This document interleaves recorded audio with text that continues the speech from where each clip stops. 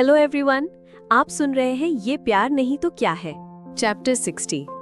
ध्रुव, निकिता, तनीषा और कुणाल भी उसके पीछे आ गए। सबके चेहरे पर एक ही सवाल लिखा था, ये क्या हो रहा है। आरोही जल्दी से पॉकेट में हाथ मारने लगी फोन निकालने के लिए, लेकिन तभी उसे याद आया उसका मोबाइल तो कमरे में पड़ा था। वो कमरे में नहीं जाना चाहती थी, तो एकदम से निकिता के पास भागकर बोली, निकी गिव मी अ फोन जल्दी। निकिता ने बिना देर किए फोन पकड़ाया। आरोही अपने पापा का नंबर मिलाने ही वाली थी कि एकदम से पूरे घर में आवाज गूंजी, हैप्पी बर्थडे। उसी पल कुछ लाइट्स जो ऑफ थीं वो ऑन हो गई। आवाज इतनी जबरदस्त थी कि आरोही एकदम चौंक गई। उसने धीरे धीरे चेहरा ऊपर उठाकर सामने देखा। सामने खड़े पूरे परिवार को मुस्कुराते हुए देखकर आरोही कुछ पल के लिए वहीं जम सी गई। अगले ही सेकंड उसकी आंखों में आंसू भर आए, खुशी के नहीं, डर और गुस्से के मिले जुले आंसू। बिना कुछ बोले वो एक एक को देखती रही, फिर अचानक भरी आवाज में बोली, आप सब भी, आप लोग ऐसा मजाक कैसे कर सकते हो, सीरियसली। उसकी टोन में नाराजगी भी थी और चोट भी। देव मेहरा तुरंत उसके पास आए और उसके कंधे पर हाथ रखते हुए बोले, अरे बच्चा, आप रो क्यों रही हैं? हम लोग कहाँ गए थे? यहीं थे ना? आरोही ने गहरी सांस ली। उसकी आंखों से आंसू गिर पड़े। वो उन्हें देखकर भरे आए गले से बोली, पापा, आपको पता है ना कि आप सब मेरे लिए क्या हो। मेरे घर आते ही यहाँ एकदम सन्नाटा था, बाहर गार्ड तक नहीं। मुझे लगा पता नहीं कहाँ। बात पूरी होने से पहले ही उसने देव मेहरा को कसकर गले लगा लिया। देव मेहरा ने उसके सिर पर हाथ फेरते हुए प्यार से कहा, हमें पता है हमारी प्रिंसेस कितना प्यार करती है सबको। हम सब बस आपको एक साथ विश करना चाहते थे, इसलिए थोड़ा ड्रामा कर दिया। आरोही झट से अलग हुई। इस बार उसकी नाराजगी और साफ थी। वो तुनक कर बोली, ड्रामा नहीं पापा, ये प्रैंक था और बहुत बैड वाला। इससे बर्थडे सरप्राइज कम, हार्ट अटैक ज्यादा लगता है। I really don't like this, बिल्कुल भी नहीं। देव मेहरा तुरंत कान पकड़कर बोले, सॉरी माय प्रिंसेस। आरोही ने तुरंत उनके हाथ पकड़कर नीचे करवाते हुए कहा, ये क्या है पापा, आप ऐसे मत कीजिए, बस प्रॉमिस कीजिए ऐसा मजाक दोबारा कभी नहीं, वरना मैं सच में आपसे नाराज हो जाऊंगी। देव मेहरा मुस्कुराए। उन्होंने हाँ में सर हिलाकर जवाब दिया, promise and happy birthday princess. Aarohi ने हल्की मुस्कान के साथ उनके गले लगकर कहा, थैंक यू पापा। फिर वो एक एक करके दादी, बड़ी माँ, बड़े पापा, शौर्यांश सबको गले लगाने लगी और हर किसी से उसी प्रिंसेस एटीट्यूड में वादा लिया, नो मोर क्रीपी सरप्राइजेस। सबने हंसते हुए उसे प्रॉमिस किया और बर्थडे विश किया। सारे लोगों ने ध्रुव, कुणाल और तनीषा को भी वहीं पर रोक लिया, तो वो पांचों ही पूरी फैमिली के साथ लिविंग एरिया में बैठ गए। सारे ही आपस में बातचीत में बिजी हो गए। वहीं आरोही, ध्रुव, कुणाल, तनीषा और निकिता सबकी आंखें नींद से भरी थीं। उबासियां रोकना मुश्किल हो गया था। ये देखकर शालिनी जी ने प्यार से कहा, एक काम करो, तुम सब जाकर सो जाओ थोड़ी देर। कल देर तक पार्टी की होगी और आज सुबह जल्दी आ गए तो नींद भी पूरी नहीं हुई होगी किसी की भी। जाओ आराम करो, ब्रेकफास्ट तक मैं बुला लूंगी। आरोही सोफे से उठकर स्ट्रेच करती हुई बोली, थैंक यू बड़ी माँ, मुझे सच में बहुत नींद आ रही है, मैं तो अभी जा रही हूँ सोने। वो जाने ही लगी थी कि पीछे से ध्रुव की आवाज आई, ठीक है आंटी, अब हम भी चलते हैं। आशीष मेहरा तुरंत बोले, अरे क्यों जाओगे? तुम दोनों भी थके हुए होगे, बिना नाश्ता किए कोई नहीं जाएगा। पहले आराम कर लो, फिर नाश्ता करके जाना। ध्रुव हल्का संकोच में, पर अंकल, हमें बहुत दूर थोड़ी जाना है। इस बार वेदांश मेहरा मजाकिया सख्ती में बोले, पर कुछ नहीं, नाश्ता किए बिना नहीं भेजेंगे हम तुम लोगों को। जाओ गेस्ट रूम में आराम कर लो कुछ देर। अब दादाजी का ऑर्डर था तो ध्रुव और कुणाल इस बार कैसे बात टालते, इसीलिए उन्हें हार मानकर उनकी बात माननी ही पड़ी। उन्होंने स्टाफ को इशारा किया और ध्रुव, कुणाल मजबूरी में लेकिन मुस्कुराते हुए पीछे चल दिए। आरोही उन्हें जाते देख हल्का सा मुस्कुराई, वैसी ही मुस्कान जैसा रॉयल प्रिंसेस दूसरों को देखकर देती है, थोड़ी बॉसी लेकिन स्वीट भी। फिर वो अपने कमरे की तरफ बढ़ गई। निकिता अभी भी सोफे पर बैठी थी। ये देख सोनाक्षी जी ने प्यार से उसे भी अपनी रूम में जाने का इशारा किया तो वो भी उठकर अपनी रूम की तरफ बढ़ गई।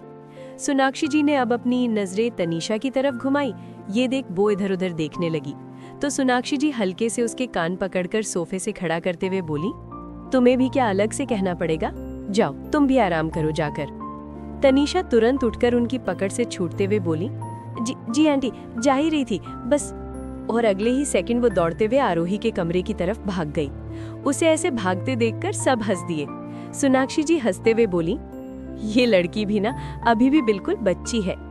तीनों लड़कियां कमरे में पहुंचते ही बेड पर गिरकर सो गईं।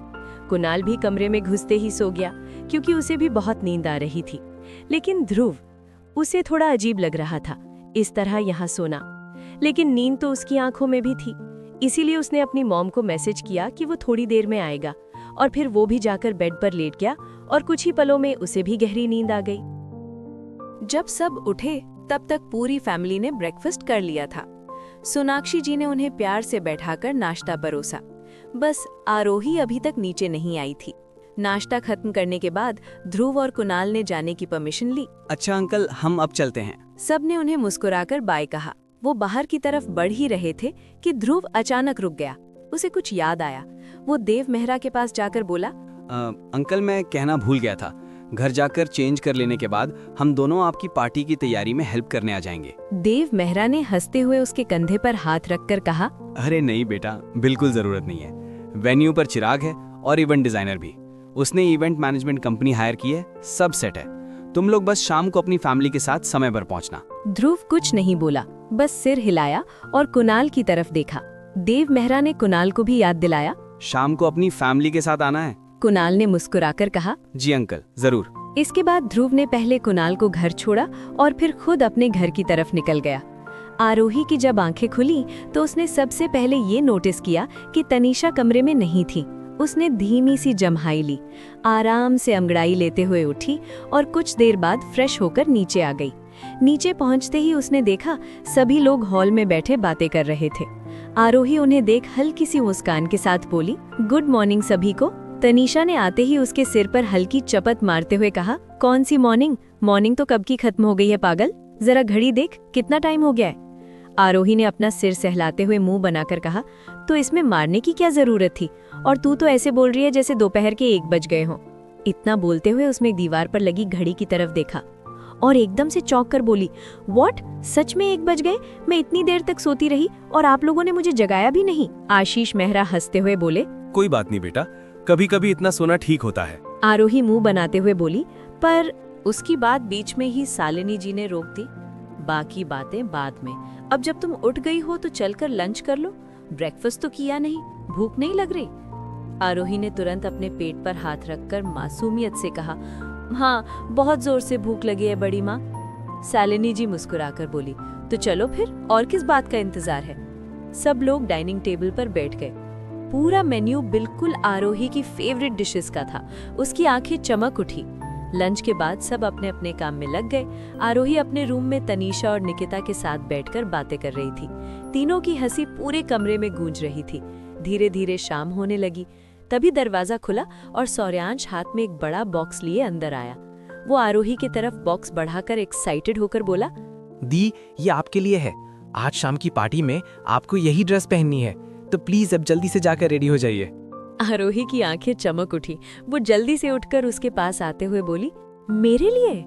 उसने बॉक्स उसके हाथों से लिया और 1 सेकंड में इंतजार किए बिना खोल लिया। अंदर की ड्रेस देखते ही उसके चेहरे पर जेन्युइन खुशी फैल गई। डार्क ब्लू कलर का flattering embroidery soft net western gown जो रोशनी में हल्के हल्के चमक रहा था। तब तक शौर्यांश वहां से चला गया। आरोही की खुशी छुपाए नहीं छुप रही थी।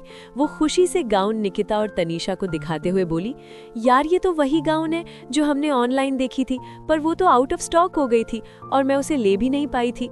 वो अब ड्रेस को बेहद ही खुश होकर अपने सीने से लगाते हुए बोली, wow it's so beautiful, exactly वही जो मैं अपने बर्थडे पर चाहती थी।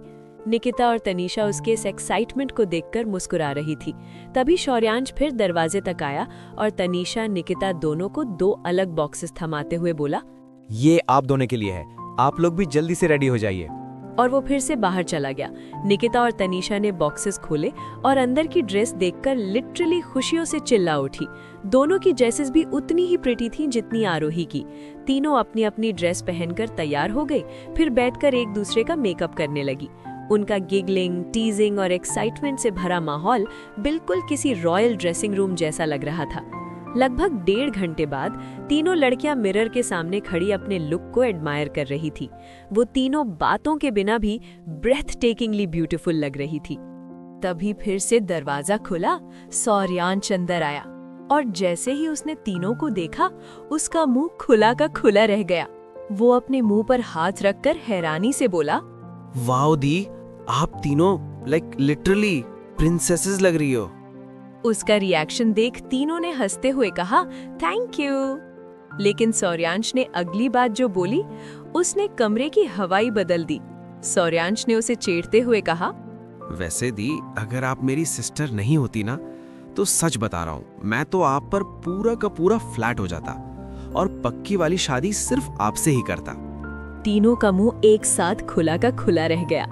आरोही दंग रह गई और झपटकर उसके पास पहुंचकर उसका कान पकड़ते हुए बोली, बदमाश, बहन हो तेरी और अपनी दी से फ्लर्ट कर रहा है। इतना छोटा है तू और ये सब सीख कहाँ से रहा है? हाँ? सौर्यांश कान छुड़ाने की कोशिश करते हुए बोला, दी प्लीज छोड़ो ना, मजाक था, कहाँ से सीखूंगा मैं ये सब, आपको देखकर खुद ब खुद निकल गया। अरे दी, दर्द हो रहा है सच में। आरोही कुछ और बोलती, पर इससे तनीषा बीच में बोल पड़ी, अरे आरू, छोड़ ना उसे, उसने गलत क्या बोला है? अब तो खुद इतनी सुंदर लग रही है, किसी के भी मुंह से ऐसी बात निकलना नॉर्मल है।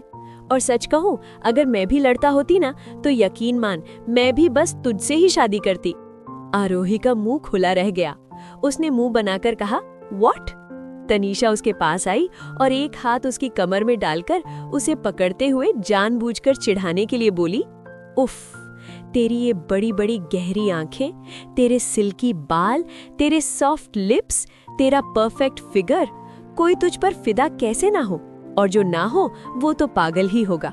अब की बार सच में आरोही शॉक्ड थी। उसका मुंह हैरानी से खुला रह गया। निकिता हंसी रोकने की कोशिश करती हुई बोली, अब समझा तो क्यों हर बर्थडे पर प्रिंसेस जैसी लगती है। तीनों हंसने लगे। वहीं आरोही उन तीनों को हैरानी से देखती रह गई। तो गाइज, आज का चैप्टर तो यहीं खत्म होता है। अगर आपको मेरी ये कहानी पसंद आ रही हो तो वीडियो को लाइक करें, अपने फेवरेट मोमेंट को कमेंट में जरूर शेयर करें। आपके हर एक कमेंट से हमें और लिखने की हिम्मत मिलती है। और हाँ, मेरी चैनल को सब्सक्राइब करना ना भूलें। साथ ही बेल आइकन जरूर दबाएं ताकि इस जज्बाती सफर का कोई भी हिस्सा आप मिस ना करें। अगले चैप्टर में फिर मिलेंगे, कुछ नए मोड़ों, कुछ अधूरे अल्फाजों और बहुत सारे एहसासों के साथ। तब तक के लिए bye bye and take care.